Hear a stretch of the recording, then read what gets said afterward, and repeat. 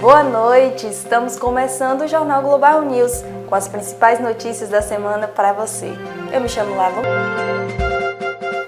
Na madrugada da última quinta-feira, dia 5, 3 médicos ortopedistas foram mortos, além de um quarto médico ferido.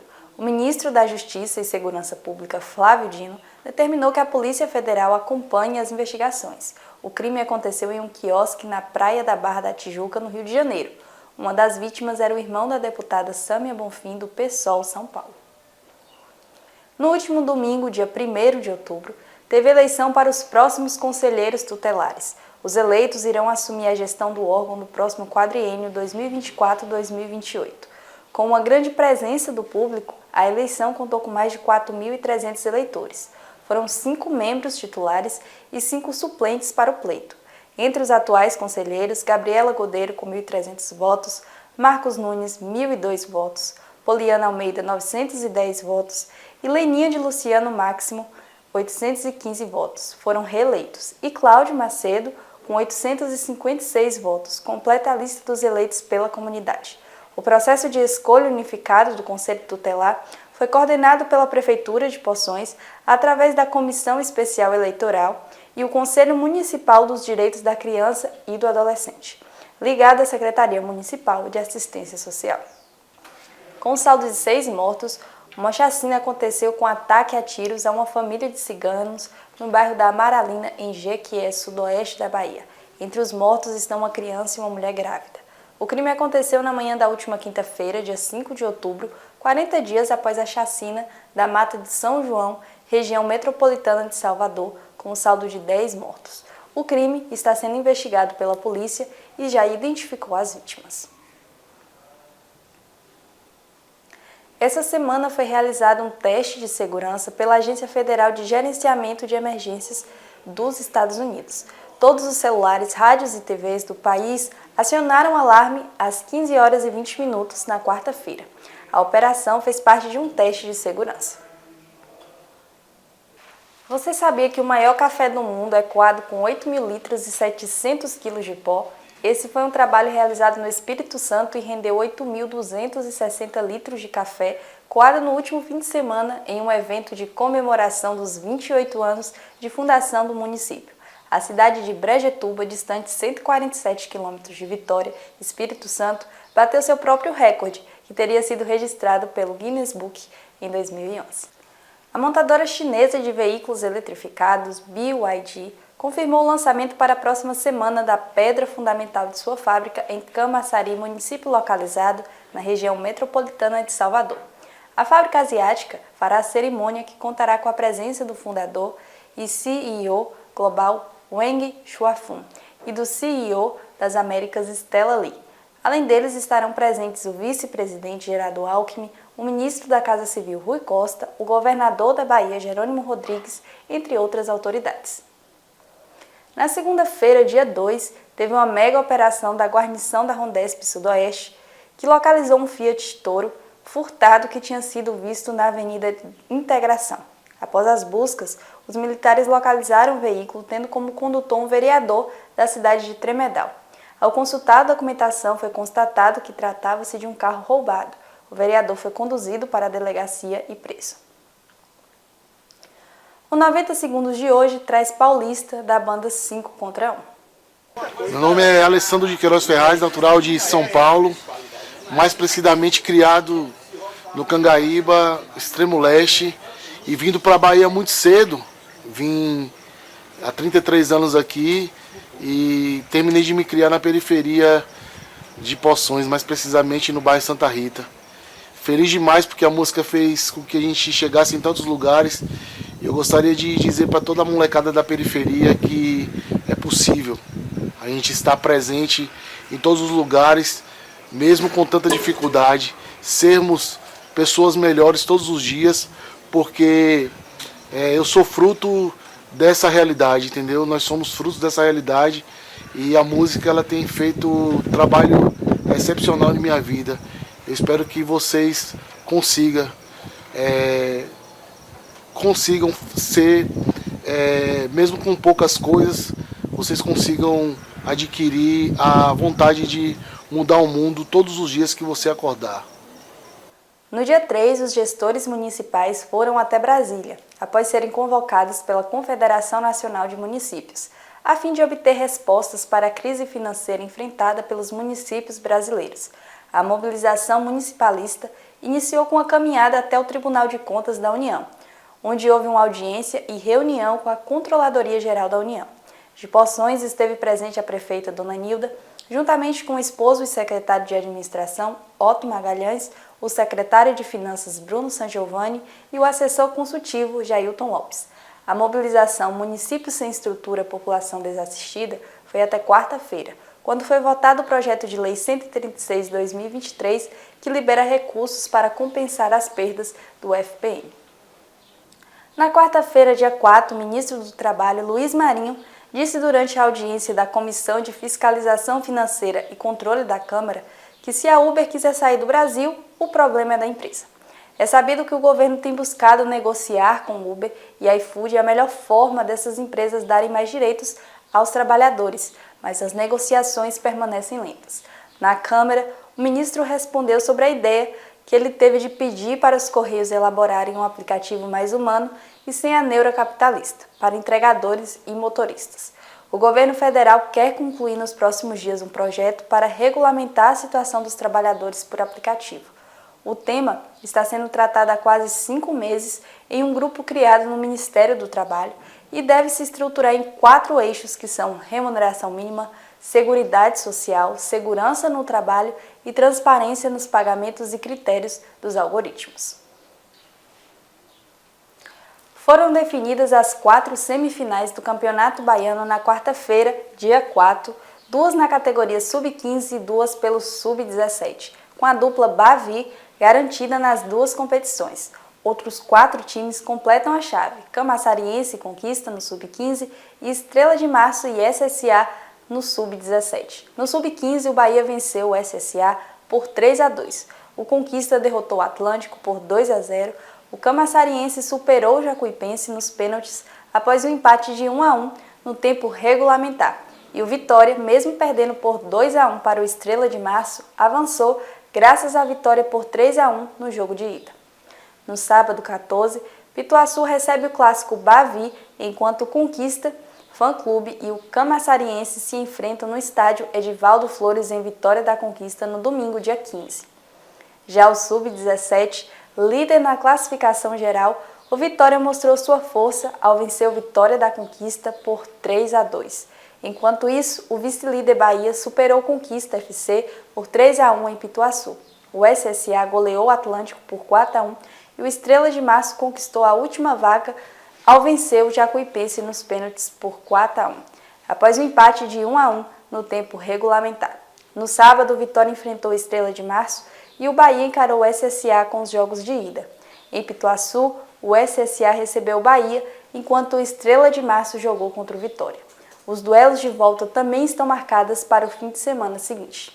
Ainda sobre o futebol, o Palmeiras foi derrotado ontem pelo Boca Juniors e vai disputar a final da Libertadores com o Fluminense. Vamos para um comercial rapidinho e já voltamos.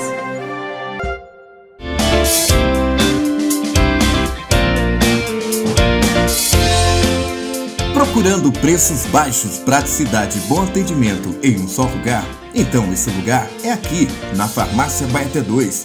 Aqui a gente tem o melhor preço da cidade com promoção de medicamentos todos os dias. E nas compras acima de R$10, a Farmácia Abaeté 2 entrega em sua casa sem taxa de entrega. Entre em contato pelos telefones 77 3431 2721 ou pelo WhatsApp 77988525746. Estamos localizados na Praça do Mercado, número 210, Centro, Poções, Bahia. Farmácia Abaeté 2.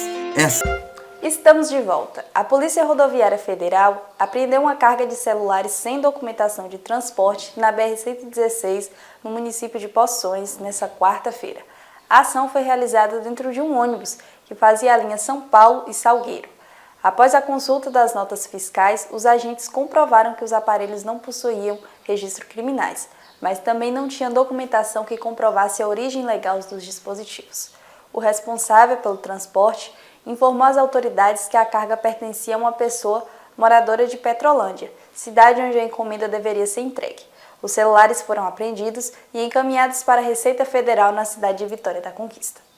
O planeta Terra teve o mês de setembro mais quente já registrado na história, batendo os recordes de 2016. Os dados divulgados nesta quinta-feira, dia 5, pelo Serviço de Mudanças Climáticas do Observatório Europeu Copérnicos, verificou que de janeiro até setembro a temperatura média mundial ficou de 1,4 graus Celsius, superior à média pré-industrial dos anos de 1850 a 1900, sendo que a temperatura média de setembro ficou de 0,5 graus acima do recorde anterior, que foi em 2020. A média de 2023, que já é de cerca de 0,05 graus, mais elevada em comparação a 2016, pode aumentar ainda mais nos 3 últimos meses do ano, levando em consideração a atividade do fenômeno meteorológico El Niño, que aquece as águas do Pacífico. A Bahia está enfrentando um aumento nos casos de picadas de escorpião em 2023, com um total de 14.359 ocorrências relatadas de janeiro a setembro. Isso representa um crescimento significativo em relação ao mesmo período do ano anterior, quando foram registrados 14.046 casos em 2022. As cidades mais afetadas por essas notificações e que estão em estado de alerta são Vitória da Conquista, com 666 casos, Feira de Santana, com 452 casos, Poções, com 239 casos e Condeúba, com 236 casos. Segundo informações, até 25 de setembro desse ano, cerca de 19 pessoas perderam a vida devido a acidentes com escorpiões no estado. No mesmo período de 2022, foram registrados 12 mortes relacionadas à picada de escorpião na Bahia. O que tem contribuído para esse aumento é a urbanização, o desmatamento, as queimadas e as mudanças climáticas. Além disso, as altas temperaturas. Para prevenir, é essencial manter ambientes domésticos limpos e livres de lixo e entulho, fechar as portas e janelas durante a noite, utilizar protetores em portas e janelas e tomar medidas para evitar que escorpiões entrem em contato com roupas de cama e colchões. Na segunda-feira, dia 2, um homem fantasiado de Batman, famoso herói da DC Comics, foi preso por tentativa de homicídio após invadir uma casa e atacar um homem, em Parnaíba, no Piauí. O homem arrombou a porta de uma casa no bairro São Judas Tadeu por volta das 4 horas da manhã. A vítima acordou com o barulho do arrombamento e foi atacada por ele, com uma barra de ferro. Eles brigaram e o suspeito conseguiu fugir do local. O autor do crime, identificado como Rodrigo Rodrigues da Silva, usava uma fantasia com a máscara cobrindo os olhos. Ele portava uma faca e uma perna de tesoura, além de adereços em forma de morcegos que imitavam como a arma do herói Batman. De acordo com a PM, ele disse ser um justiceiro. Mais de 26 mil ucranianos, incluindo quase 15 mil militares, estão desaparecidos desde o início da invasão russa em fevereiro de 2022. O número também inclui 11 mil civis, informou o vice-ministro do Interior, Leonid Timchenko. O balanço provisório envolve apenas os ucranianos, cujos dados foram oficialmente verificados, já que a Ucrânia não divulga o total de baixas na guerra com a Rússia.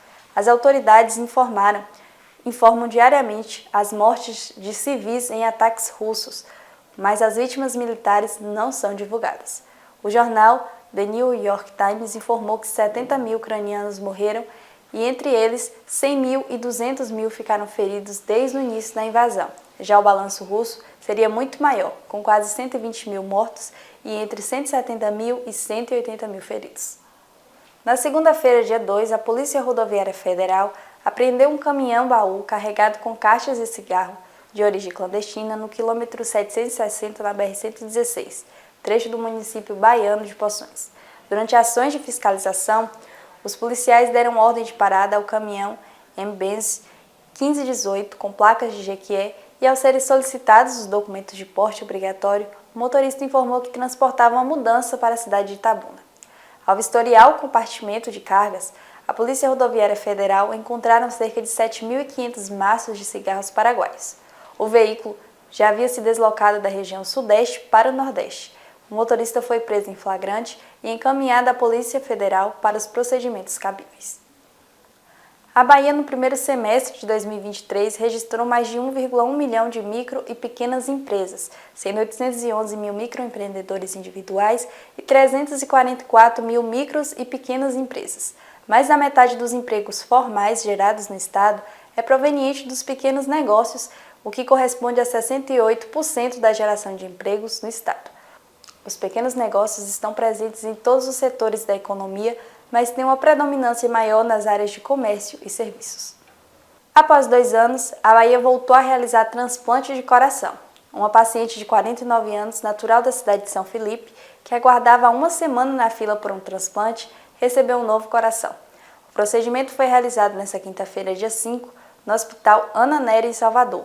Para o transplante do órgão doado, que veio de Feira de Santana, a equipe do Hospital Clériston Andrade contou com o apoio da Polícia Rodoviária Federal, que realizou a escolta da ambulância para que o transplante pudesse ser realizado em tempo hábil. A secretária de Saúde da Bahia, Roberta Santana, comemorou a retomada do transplante cardíaco em solo baiano. Poções e Bom Jesus da Serra sediaram um encontro de profissionais de saúde e contou com a presença de 3 grandes nomes da ciência especializada em doenças pulmonares, em especial as doenças relacionadas ao amianto. Nesse evento, podemos contar com a presença de Fernanda Gianazzi, da ABREA, doutora Márcia Camei, do Ministério Público do Trabalho, e da AVCAF. Vale salientar que nossa região recebeu em 1937 uma empresa francesa que se instalou em Bom Jesus da Serra e 30 anos depois fechou suas portas e deixou uma comunidade doente e exposta ao amianto, mineral cancerígeno que ainda contamina quem por ali transita. Nós no INCOR temos um serviço que atende trabalhadores expostos a riscos no trabalho e ambientais, entre eles os riscos de exposição a amianto. Então a gente acabou, nosso grupo, adquirindo uma experiência bastante grande. E como nós somos um centro universitário, nós achamos que é papel nosso ajudar que esse conhecimento não fique só dentro do INCOR. Então locais do Brasil, no caso de vocês aqui na Bahia, em Poções, aqui em Bom Jesus da Serra e outros municípios da região, onde teve aquela mina chamada Sama, que funcionou do final dos anos 30 até 1967, e nunca teve um serviço que possibilitasse atender adequadamente essa população. Nós viemos aqui, junto com a Fiocruz, através da ABREA, Associação dos Expostos, a Brasileira dos Expostos ao Amianto, numa articulação com o Ministério Público Federal do Trabalho, junto às prefeituras aqui da região, trazer o nosso apoio, que vai consistir, primeiro, ajudando para que possa ser feito radiografias e tomografia de tórax na população que esteve exposta. As pessoas que estão ainda vivas, e nós vimos aqui que pelo jeito são centenas delas. O levantamento hoje apresentado mostrou que pelo menos mais de 400 pessoas já foram relacionadas, além de 63 outras que já tinham algum diagnósticos presumidos. Só aqui em Bom Jesus. E nós vamos ajudá-lo primeiro a implantar esse processo de atendimento com tomografia, que expõe as pessoas a uma baixa dose de radiação e é mais sensível para identificar doenças do amianto do que uma radiografia, por exemplo. Nós vamos ajudar, por exemplo, a padronizar o tipo de informação que deve ser coletado às pessoas expostas, ajudando a construir uns questionários específicos junto aos profissionais de saúde aqui da região.